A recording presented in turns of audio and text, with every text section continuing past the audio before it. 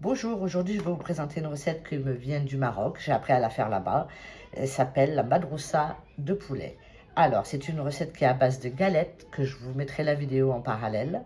Donc, il vous faudra un poulet entier, une cuillère à café de sel, une cuillère à café de gingembre, une cuillère à café de poivre, ou moins si vous n'aimez pas trop épicé, une cuillère à café de curcuma ou curcuma, selon comment vous l'appelez, 2 gros oignons, voire plus aussi si vous aimez, 2 têtes d'ail entiers que vous aurez au préalablement lavé.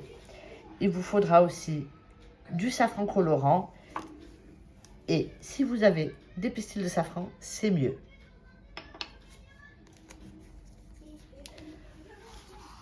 Le poulet, je l'ai mis à macérer la veille. C'est pas une obligation.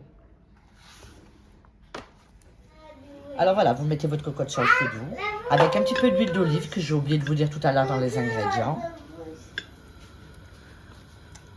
Vous placez vos morceaux de poulet.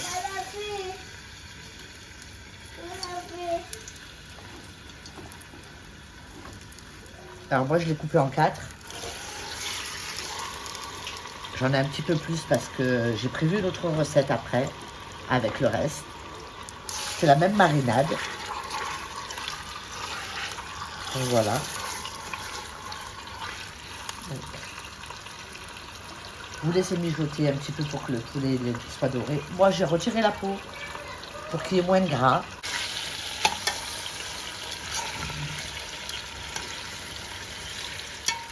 Voilà, vous avez fait mijoter. Le poulet a pris une belle couleur. Vous l'avez retourné, bien sûr, pour pas que ça colle. Quand le poulet est bien coloré, vous rajoutez vos oignons.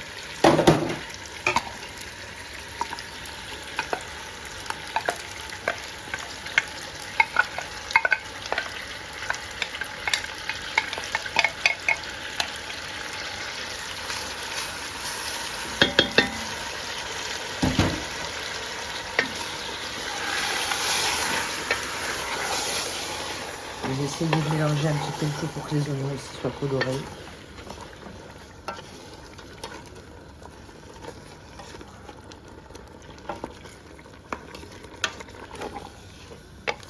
Vous laissez suer vos oignons.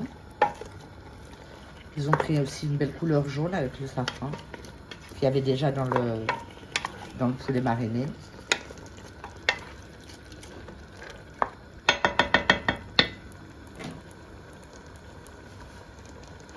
Alors,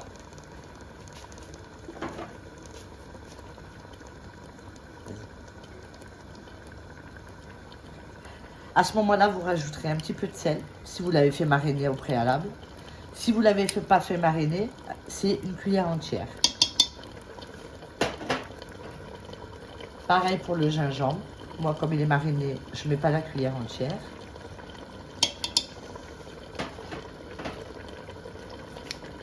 Le poivre.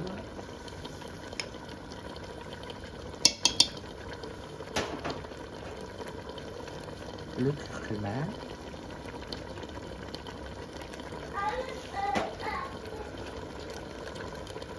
Et mes pistils de safran. Une fois que vos oignons ont bien sué et que tout est bien coloré, vous allez rajouter de l'eau à hauteur de la viande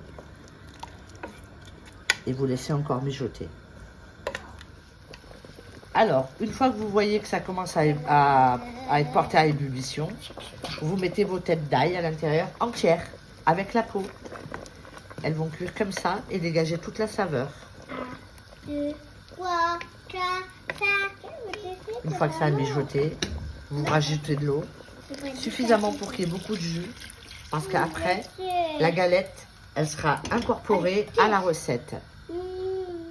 Donc, une fois que vous avez rajouté un peu d'eau, vous fermez votre cocotte et vous laissez une trentaine de minutes le temps que le poulet soit cuit.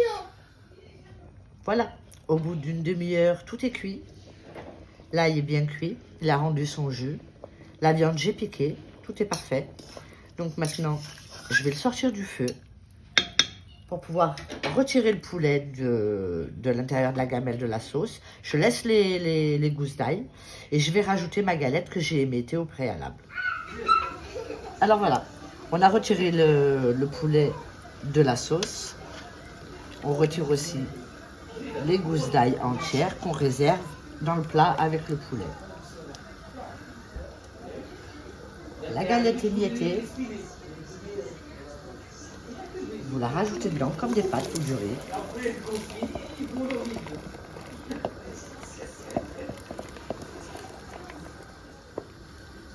Et vous laissez la galette s'imprégner du jus en fait. C'est pas cuire, elle est déjà cuite. Vous laissez mijoter à feu doux pour qu'elle s'imprègne bien du jus.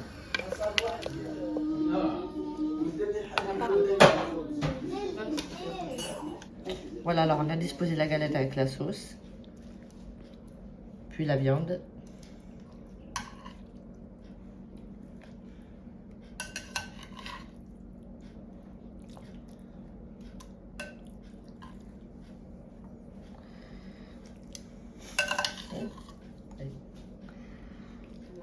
Et vous mettez l'ail.